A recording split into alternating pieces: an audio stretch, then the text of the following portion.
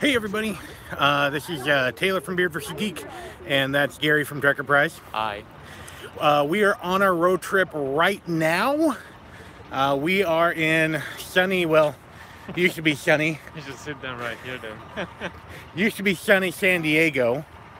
Yeah, let's have a seat somewhere. It's a little dark here. Let's move down here. I've never live streamed in public before, so this is interesting. Hey, there's a palm tree. All right, there we go. So we're in San Diego on our road trip. We're near the end of it.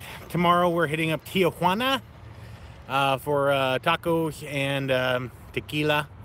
And tomorrow I'm throwing this guy back on a plane and getting him out of the fucking country. Oh, sorry, language. Anyway, so... Keep it PG-13, you know. Yeah, well, there's a couple of F-bombs and PG-13s nowadays. Yeah. So we figured we got a little extra time on our hands today. Yeah, let's go see a movie. All right, well, you know, Solo just came out. Huh? Oh, if you want to, yeah. So Solo just came out. So why not, you know, go see Star Wars Solo? That's had some mixed reactions from what we've read, but, you know, F it. Let's go try it out, right? Yeah. So we literally just got done. The theater's right behind us, and nice little comfy theater. Yeah, and lovely theater, nice seats, you know, leather recliners, awesome. I have mixed feelings about this movie. It tried. It really tried. It kind of really tried. There were a lot of Easter eggs in it, a lot of callbacks. Han shot first, which is awesome. By the way, this is going to have spoilers in it, so, you know, whatever. So you go into it, you know, okay, somehow Han and Chewie is going to make it out with the Millennium Falcon. According to canon, they won it in a card game from Lando Calrissian. You see Lando Calrissian, the guy that got to play them, is actually pretty good. So, you know, everyone else who appears in that film, apart from the black dude, is going to either fucking die or never be seen or heard from again. And that's exactly what happens, right? Han and Chewie fly off with the Millennium Falcon, and everyone else either dies or is never seen or heard from again, with the exception of Lando, okay? Yeah. So they tried to make this into canon. So they had callbacks to Darth Maul, surprise, surprise. So that was him. I was thinking. Yeah, about that was freaking Darth Maul. Come on. Yeah, so according to canon, Darth Maul did not die when he was slashed in half by Obi-Wan Kenobi. He went down the shaft. He was lost in the garbage. He made himself a pair of metal legs, and he went on this crazy, vindictive rampage. And, you know, it turns out he's the head of a syndicate. Okay. Spoilers. So, explanation for me. Good. Oh, yeah. Cool. Yeah. Well, you're more Star Trek anyway. So, you know, the wannabe dice chain that you hang from the rearview mirror, that appears again for some reason. The entire way through the movie, I felt super, super uneasy. I don't know about you. Did you feel that way? No, not really. I think it was... I watched it on different eyes, with different eyes, so I think it was really cool. As a Star Wars fan, I watched it and was super freaking uneasy. Firstly, because the Millennium Falcon, one, it was all new and shiny, and that was all really nice, except for the fact that there were several things that were really, really freaking wrong with it. The bow of the ship only had 1 point. It wasn't broken into 2 points. It had one light at the bow, not two lights at the bow. The dish was completely new and not the one seen in A New Hope. And it was just way too freaking new. I mean, these are freighters who are freaking old. They were seen in episode 1, for crying out loud. Like, they're old freighters. Like, you don't just get them off of the assembly line at this time. I kind of get that, but then, you know, the Millennium Falcon was basically just dusted off in this episode. And obviously they can get in trouble during the years while they get the New Hope. So yeah, I can accept that. But that is not what happened. What happened is that they don't know the laws of freaking physics. They don't know what happens when you get near a gravity well. And spaghettification, real term. Spaghettification is when you get too close to like a black hole or a gravity well. Oh. It rips in half, and then those halves rips in half, and those halves rip in half, and it keeps going down until you have little tiny bits that form an accretion disk. Oh, I see. Okay. Okay. Cool. That's what happens. Okay. That's freaking science. Apparently, when you throw a giant creature in a gravity well that really represents those killer drones from the Matrix. Yeah, I thought about You know, that the one too. with the crazy, ripped off straight from the freaking Matrix, right? Apparently, that's not what happens. It slowly, I don't know what the freak it happened. It like slowly burned. It's like it burned or decayed. Yeah, something like that. You know, the skin was ripped off until you had like this weird freaking skull thing, and then the skull thing was broken up. I mean, that's not what freaking happens, folks. I'm sorry, but it bothers me. So the Millennium Falcon gets caught up on this gravity well too, okay? So I'm like ripping in half, ripping in half, ripping in half, ripping in half like you're supposed to. So apparently only sections, very, very specific panels and sections get ripped off, like the freaking radar disc. You know, the cannon did not look right, but of course that was blown off, so you have to replace the cannon. So you have gravity well, you have Millennium Falcon kind of like this. All right. Now, parts fly off here, fly off here, fly off here, fly off here, fly off here. For some reason, this whole bow point breaks off, so you have that 2 point. Okay, that chunk breaks off cleanly and flies back into the gravity well, which does not make freaking sense. Because if you have a ship, right, why would just that piece very tastefully break off, leaving a fork, all right, and that fly off? Like, shouldn't the entire freaking ship break apart or something? Like, why just that little piece? Because they wanted to keep continuity with A New Hope. And, you know, I'm fine with keeping continuity for A New Hope. Please, for the love of God, keep continuity with the freaking franchise. But that's not how you fucking do it. I'm trying to self-censor myself now. I'm kind of pissed. Yeah, I can see that. Thank you. That's not how you freaking do it. It's not how it works, people. Come on here. So, that aside, okay. Gambling with Lando was kind of cool, except I expected Han to call him on his cheating a hell of a lot sooner, honestly.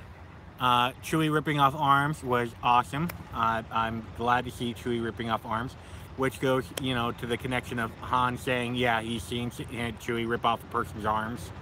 You know, yeah, so there was that's quite a few comedy bits over there. Between the two characters. And it wasn't just comedy. It was continuity. Oh yeah. You know, because in A New Hope, Han said, yeah, you know, have you ever seen him rip the arms off of a Gundar? Well, you know, I have. And you know, that was all a callback for. I mean, forward. Yeah. So there was a lot of little continuity things that was really nice to see. It really tried, kind of, to have continuity with all of the different episodes.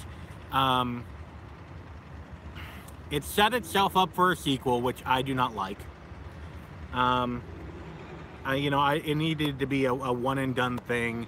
We have our heroes on the ship, ready to go see Jabba the Hutt on Tatooine, you know, the gangster on Tatooine. Yeah. You know, and we all know, you know, how it connects and everything like that. They set themselves up for a sequel anyway. Disney, I don't care how much money you make on freaking Star Wars. In fact, I hope you don't. It's getting more and more that I hope that Disney does not make money.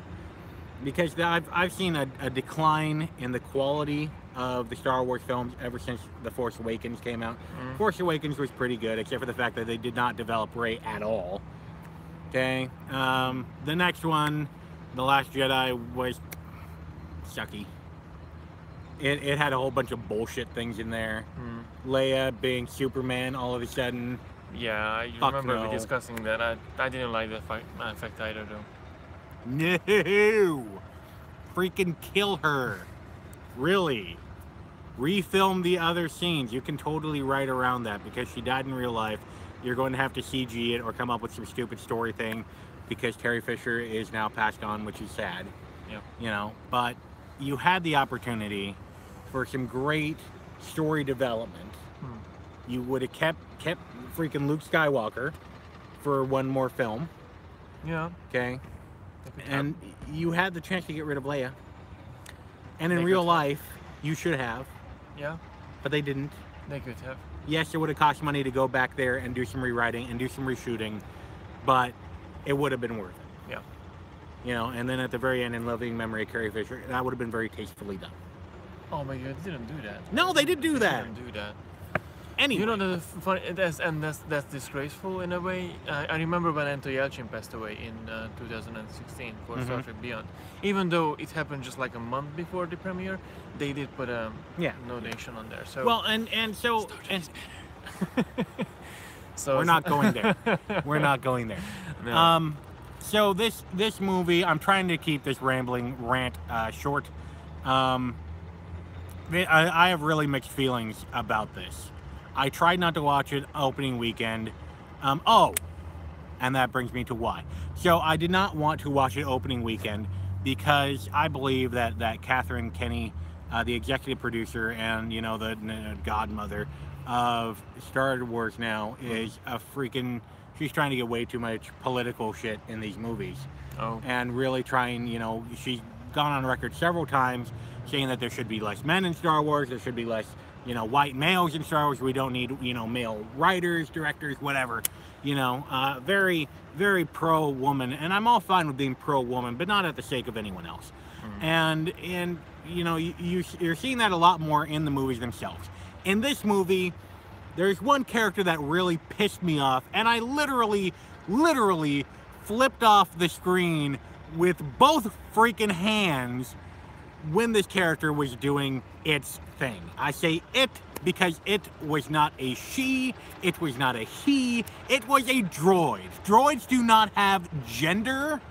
You're saying that, oh, this is the first female droid. No, because droids don't have a gender. They do have male or female voices, or the beeps and boops, right? Yeah. But we already had a droid in episode 1 who served Obi-Wan Kenobi and Qui-Gon Jinn tea and then poison gas with a female voice. So even if that's how you sex droids, she's not the first female droid. Know your freaking Star Wars movies if you're going to be writing one. Secondly, the whole, you know, yes, droid freedom, go free your brothers and blah, blah, blah, blah, blah. There's no goddamn point. Really? Because there was no real callback to it at all. Yes, those, I have a video about droid sentience and being slaves. You know, cracked.com has a couple of videos. What series is it called? After Hours on Cracked. They talked about droid slavery. It was a funny episode. But that's more like an internet thing, talking about droid slavery.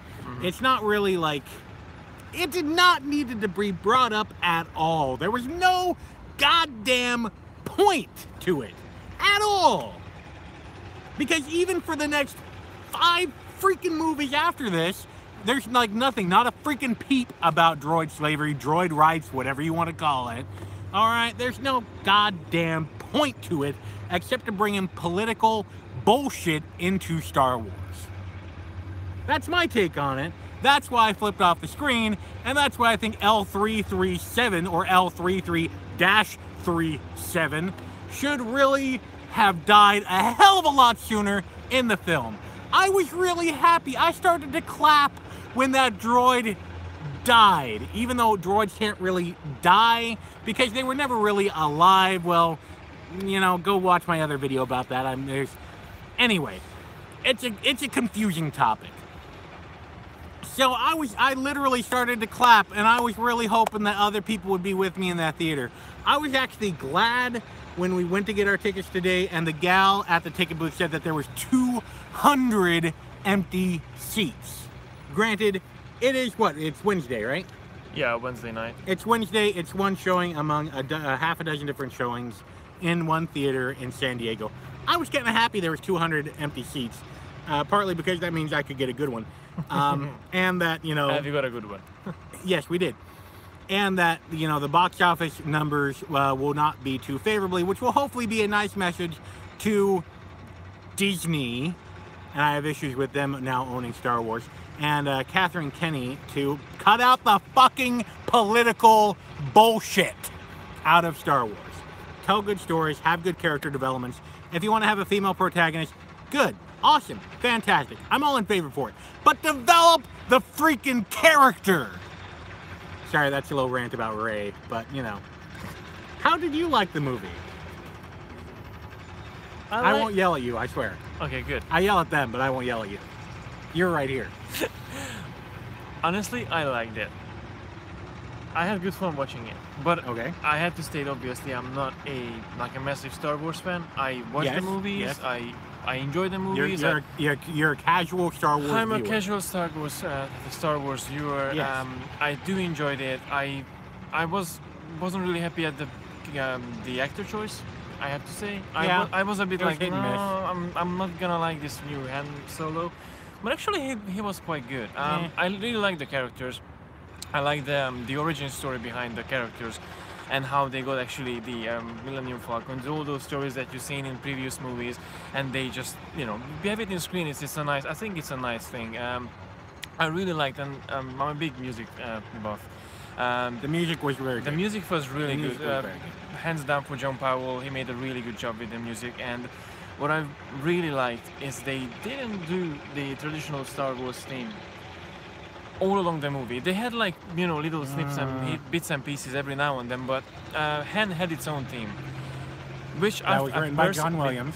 Yeah, but you know, the whole music score, I think it was a really nice touch for the whole movie. That really stands out in terms of the Star Wars movie line. So I would, yeah, that for me is a big thing. I think in terms of cinematography and, you know, all the pictures and quality, I was really happy with it. Yeah. Overall it's a good fun. If you're not a super serious Star Wars fan, just a casual goer, you're gonna love it. If not, you heard what's said before. If you're a big fan of Star Wars, you will have mixed feelings about it. Because it's a mixed bag. Not gonna lie. Yeah. But I liked it. Alright, so there you go, folks. We're going to continue our road trip here. So we're going to have some on-the-road videos and some travel videos coming up on both of our channels, Beard vs. Geek and Trekkerprise. Go check out Gary over at youtube.com/Trekkerprise or Trekkerprise.com, or just go in the search bar up above there and type in Trekkerprise and you'll find him. He does a lot of Star Trek stuff, some Doctor Who stuff as well. That's very sweet of you, thank you. Ah, you're welcome. Well, it's okay because no one's watching this at the moment right now. I'm sure they will. They will, yeah. Anyway, if you let me know what you guys think about Star Wars Han Solo or Star Wars Solo, whatever the freak they're calling it. Let me know in the comment section down below. And let me know if you are going to actually get this on DVD. I have mixed feelings about, on one hand it's Star Trek, on the other hand it's not Star Trek. On one hand it's Star Wars, on the other hand it's not really. It's a mixed bag. Yeah. Well. But anyway, if you're new to this channel, go ahead and subscribe. Great videos are coming out every week where I talk about all sorts of things manly and geeky. There's a Star Wars video coming out in a couple of days, and some Rick and Morty stuff, and some Star Trek that just came out, and some also manly and geeky stuff. So go ahead and subscribe and click on that suggested video over there if it happens to be one of my videos. If not, ignore that one and go down to one of my recommended videos. And until next time, beard on, bro. Now, how do we stop this thing? I have no idea. Are you sure you want to stop streaming? Yes.